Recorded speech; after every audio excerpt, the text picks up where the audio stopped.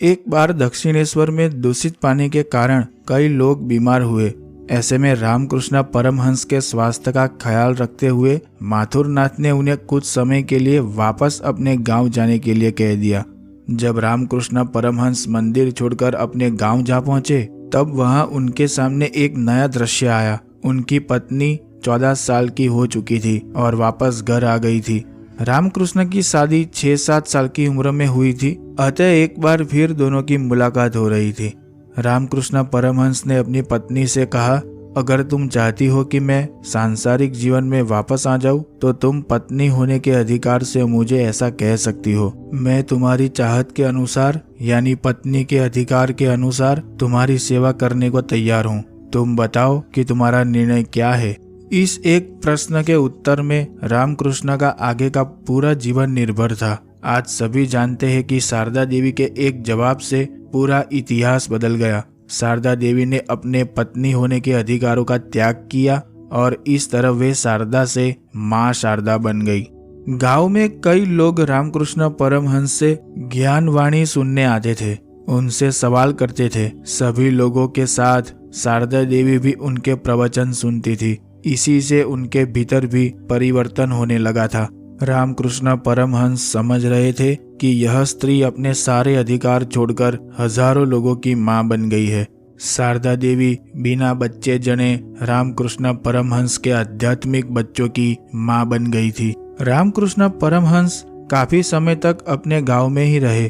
फिर माथुरनाथ ने उन्हें अपने पास कोलकाता बुला लिया, क्योंकि वे तीर्थ यात्रा करना चाहते थे।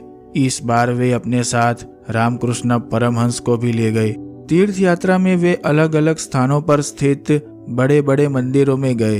वे अपनी तीर्थ यात्रा में कई लोगों से मिले। उनमें से कुछ लोग उनका तेज और भाव समाधि देखकर आश्चर्य करते थे, जबकि कुछ उन्हें पागल समझ लेते थे। तीर्थ यात्रा के बाद जब वे वापस कोलकाता आए, तो उन्हें पता चला कि उनका भतीजा अक्षय बीमार पड़ गया है। डॉक्टर के आने से पहले ही अक्षय की मृत्यु हो गई। इसके बाद आगे चलकर उनके दूसरे भाई रामेश्वर की भी मृत्यु हो गई। इससे भी उन्हें भारी दुख पहुंचा, लेकिन मृत्यु की इन घटनाओं ने उन्हें और परिपक्व बना दिया। वे पीड़ा सहते हुए गुरु रामकृष्ण के रूप में तैयार हो रहे थे।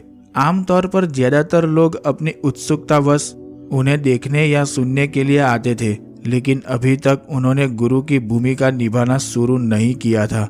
अभी तो हर घटना के समय वे गुरु बनने के लिए तैयार हो रहे थे। अपने भाई रामेश्वर की मृत्यु के बाद उन्होंने माँ को सांत्वना दी। इस पर माँ ने कहा, इसमें दुख मानने की कोई बात नहीं है, एक दिन तो सबको जाना है। रामकृष्ण परमहंस यह सुनकर बहुत खुश हुए। उन्होंने माँ को गले से लगाया और कहा, तुमने मेरी चिंता दूर कर दी। मनुष्य जन्म मिलने के बाद भी ईश्वर के साथ हमारा तालमेल नहीं हुआ तो मनुष्य जन्म बेकार है, और तुमने यह कहकर मुझे बोझ से मुक्त कर दिया, क्योंकि अब ईश्वर के साथ तुम्हारा तालमेल हो चुका है। आप समझ सकते हैं कि रामकृष्ण परमहंस की माँ के लिए यह स्थिति कितनी कठिन रही होगी। उनका बड़ा बेटा पहले ही गुजर चुका था, अब दूसरा बेटा भी गुजर गया। इसके बावजूद वे सांत्वना देने वाले अपने बेटे को समझा रही थी। इसलिए रामकृष्ण परमहंस का पृथ्वी पर जो माँ का कर्ज माना जाता है, माँ के सकारात्मक शब्द सुनकर वह समाप्त हो गया। इसके बाद वे कुछ समय तक माँ के साथ ही रहे। आखिरकार 94 वर्ष की उम्र में उनकी माँ की मृत्यु हुई। रामकृष्ण परमहंस के साथ जो भी लोग थे, धीरे धीरे उन सबकी मृत्यु हो रही थी। माँ के गुजरने के कुछ दिनों बाद माथुरनाथ की भी मृत्यु हो गई। रामकृष्ण परमहंस जीवन की हर घटना के साथ आध्यात्मिक स्तर पर गहरी समझ प्राप्त करके आगे बढ़ते जा रहे थे। रामचंद्र दत्त और मनमोहन, ये दोनों रामकृष्ण परमहंस के पास आए हुए सबसे पहले सांसारिक शिष्य थे। रामकृष्ण परमहंस अपने इन दोनों शिष्यों से खूब बातचीत करते थे। एक दिन रामचंद्र दत्त बहुत अधीर हो गए। उन्होंने रामकृष्ण परमहंस के कंधों को पकड़कर कहा, आप कुछ करते क्यों नहीं? आप कुछ करते क्यों नहीं? आपको कुछ करना चाहिए। रामकृष्ण परमहंस ने उनसे कहा, देखो, तुम्हारा मुझ पर कोई कर्ज नहीं। तुम्हें आना है तो आओ, नहीं आना है तो मत आओ। इसके बाद रामचंद्र दत्त शांत हो गए। और चुपचाप आकर बैठने लगे। उन्हें समझ में आ गया था कि गुरु से जबरदस्ती करके जल्दी जल्दी ज्ञान प्राप्त नहीं किया जा सकता। रामचंद्र दत्त के साथ भी यही हुआ, लेकिन आगे रामकृष्ण परमहंस से ज्ञान प्राप्त करके वे उनके आने वाले शिष्यों के लिए निमित्त बने। रामकृष्ण परमहंस जीवन में पहली बार गुरु की भूमिका निभा रहे थे। पहले वे लोगों के सामने जिस प्रकार बातचीत करते थे और अब शिष्यों के साथ जो बातचीत होती थी, दोनों में फर्क आने लगा। अब वे इस पर अधिक ध्यान दे रहे थे कि सत्य का श्रवण करने आने वाले लोग भक्ति और ज्ञान में पक जाए। इसके लिए उन्होंने सबसे पहले अपने शुरुआती 2 शिष्यों के साथ प्रयोग शुरू किया। रामकृष्ण परमहंस के पास नियमित रूप से आकर उनकी ज्ञान की बातें सुनने से रामचंद्र दत्त का धीरज भी बढ़ गया और फिर वे आनंद भी महसूस करने लगे। रामकृष्ण के ये शिष्य आगे उनके ज्ञान का प्रचार प्रसार करने के लिए निमित्त बनने वाले थे। रामचंद्र दत्त ने आगे जिस शिष्य को ज्ञान प्राप्ति के लिए प्रेरित किया, उसी ने रामकृष्ण परमहंस की शिक्षाओं को दुनिया के लोगों तक पहुंचाया और उस लाजवाब शिष्य का नाम है नरेंद्र, यानी स्वामी विवेकानंद। रामचंद्र और मनमोहन के बाद रामकृष्ण का एक और शिष्य बना जिसका नाम सुरेश था, लेकिन रामकृष्ण परमहंस उसे सुरेंद्र के नाम से पुकारते थे। उसे शराब पीने की लत थी, लेकिन रामकृष्ण परमहंस के सत्संग और प्रभाव से सुरेंद्र शराब की लत से मुक्त हो गया। उस समय उनके पास ज्यादातर सांसारिक लोग ही आते थे, क्योंकि सांसारिक लोगों के जीवन में मुश्किलें और कठिनाइयां कुछ ज्यादा ही रहती है। रामकृष्ण परमहंस को उस समय उन लोगों में जो दिख रहा था, उसके अनुसार उन्होंने मार्गदर्शन देते हुए कहा, 1-2 बच्चे पैदा होने तक आप पति पत्नी की तरह रहे, फिर दोनों पति पत्नी को आध्यात्मिक मनन और चिंतन शुरू कर देना चाहिए। उसके बाद लाटू नाम का शिष्य आया जो रामकृष्ण परमहंस का परिचारक बना। फिर राखाल नाम का शिष्य आया जिसे उन्होंने अपने मानस पुत्र के रूप में स्वीकार किया। मानस पुत्र का अर्थ होता है जो मन से जुड़ा हुआ हो। ये शिष्य लंबे समय तक रामकृष्ण परमहंस के साथ रहे। कुछ शिष्य अमीर थे, कुछ गरीब भी थे, कुछ अनपढ़ भी थे और कुछ डॉक्टर भी थे। रामकृष्ण परमहंस का जो सबसे बूढ़ा शिष्य था, उसका नाम गोपाल था। वह कागज का व्यापारी था। धीरे धीरे रामकृष्ण परमहंस के पास हर तरह के लोग शिष्य बनने के लिए आने लगे। उनमें से युवा शिष्यों को उन्होंने सन्यास की दीक्षा दी। इन सभी शिष्यों को आगे चलकर शारदा माँ का मार्गदर्शन मिला और 19वीं सदी में उन्होंने रामकृष्ण मिशन को आगे बढ़ाया। रामकृष्ण परमहंस स्वयं जिस परमानंद का अनुभव किया था, वह वे अपने शिष्य नरेंद्र को करवाना चाहते थे।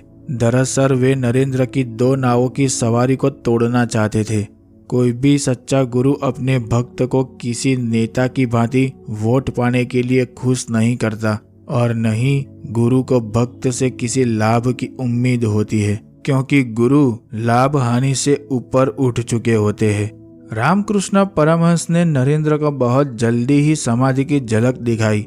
उस वक्त वे नहीं जानते थे कि समाधि क्या है। उन्होंने नरेंद्र के काफी नजदीक आकर उनके सिर पर अपना हाथ रखा तो नरेंद्र एक अनजानी अवस्था में चले गए। रामकृष्ण परमहंस ने पहली बार नरेंद्र को समाधि का अनुभव करवाया। उस अनुभव से नरेंद्र बहुत घबरा गए। उन्हें मौत का एहसास होने लगा। उन्होंने हिम्मत बटोरकर कहा, आप यह क्या कर रहे हैं? मुझे अपने माता पिता के पास जाना है। तब रामकृष्ण परमहंस ने उनके तेज स्थान पर हाथ रखा और कहा, ठीक है, अभी रहने दो, जल्दबाजी नहीं करेंगे, आज के लिए बस इतना ही काफी है। और इस तरह नरेंद्र समाधि के अनुभव से बाहर आ गए। रामकृष्ण परमहंस ने जान लिया था कि पहले नरेंद्र को इसके लिए तैयार करना होगा ताकि वे समाधि के अनुभव को संभाल सके। वे नरेंद्र के भीतर के गुणों को देख पा रहे थे और वे जानते थे कि नरेंद्र अपने ज्ञान और अनुभव का उपयोग लोगों के कल्याण के लिए ही करेगा। रामकृष्ण और उनके शिष्य नरेंद्र की एक अनोखी जोड़ी थी। हालांकि इस जोड़ी को बनने में एक समय लगा, क्योंकि नरेंद्र शुरुआत में कच्चे शिष्य थे। धीरे धीरे जब नरेंद्र तैयार हुए तो यह जोड़ी विश्व प्रसिद्ध हुई। शुरुआत में गुरु अथवा गुरु से मिले ज्ञान के प्रति शिष्य के मन में संदेह होना स्वाभाविक है। सत्य को शब्दों में बताना कठिन होता है, फिर भी गुरु हमारे लिए यह सत्य बहुत आसान शब्दों में बताते हैं। इसके लिए कभी कभी गुरु को अतार्किक बातें या अतार्किक व्यवहार भी करना पड़ता है। इससे शिष्य भ्रम में पड़ जाता है, क्योंकि उसे गुरु का व्यवहार और बातें समझ में नहीं आती।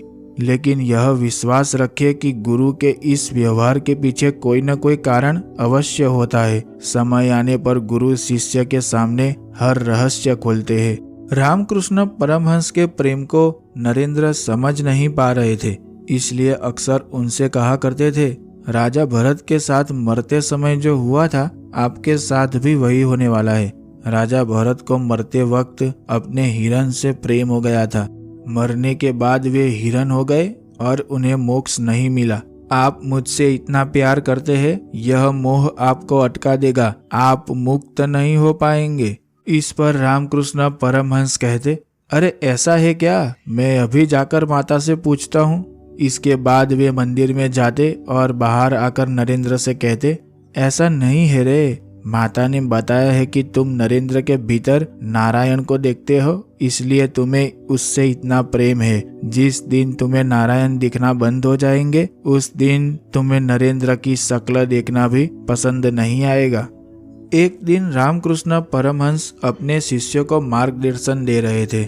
उन्होंने एक उदाहरण देते हुए कहा कि एक गोदाम चावल की बोरियों से भरा हुआ है।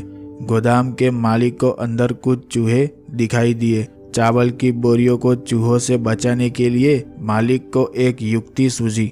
वह बाजार से सस्ता गुड़ खरीद कर लाया और उसमें थोड़े से चावल मिलाकर उन्हें गोदाम के बाहर रख दिया, ताकि चूहे गोदाम के बाहर गुड़ खाकर ही संतुष्ट हो जाए और भीतर न जाए। इस उदाहरण में चावल ईश्वर का प्रतीक है, गुड़ माया का प्रतीक है और चूहे इंसान का प्रतीक है। जिन लोगों में ईश्वर प्राप्ति की प्यास होती है, केवल वे ही गोदाम यानी अपने भीतर जा पाते हैं। वे गुड़ यानी माया की बातों से संतुष्ट नहीं होते, वरना आज तो कई लोग सस्ते गुड़ यानी माया में अटके हुए हैं। ऐसे लोग जीवन भर सांसारिक बातों में ही उलझे रहते हैं, इसलिए वे कभी अपने भीतर जा नहीं पाते।